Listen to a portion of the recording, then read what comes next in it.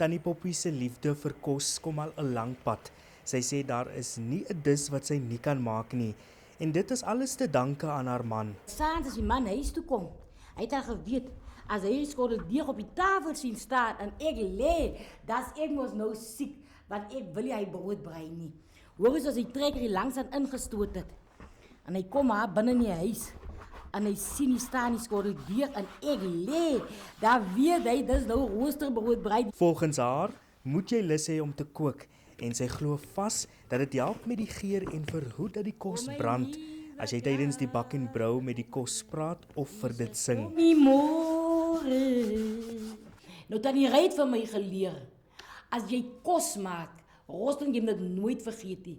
Jy moet altyd praat met jou, praat met die Here, sing 'n koortjie of sing 'n lied en dit is die smaak van jou wat jy daar insit, want dan is God baie nader aan jou.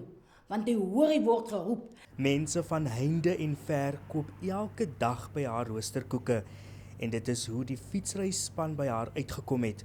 Hulle was so beïndruk dat hulle haar genooi het om die lekkerny by 'n fietsrygeleentheid in Italië te gaan maak. Ek gaan vir 3 dae gaan ek brood brei. Hulle het gesê dit is internasionaal, as Eroika is internasionaal en is baie verskillende lande wat daar gaan kom afsluiting hou en so hulle is tussen 7,000 en 8,000. Maar hulle gaan op span afkeer wat by my omkom wat nog 'n roosterbrood eet. So vir 3 dae gaan ek brood brei. Tannie Poppy sê sy tel die ure af tot wanneer sy op 25 September op daardie vliegtuig klim. Maar ek kan nie wag nie.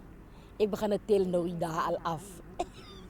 Maar vereers moes ons ook die wêreldberoemde roosterkoeke proe. Tannie Poppy sê haar roosterkoekwenresep is passie, liefde en toewyding. En hoe heerlik is dit nie? Craig Lee Smith vir Nuusdag in Lensburg.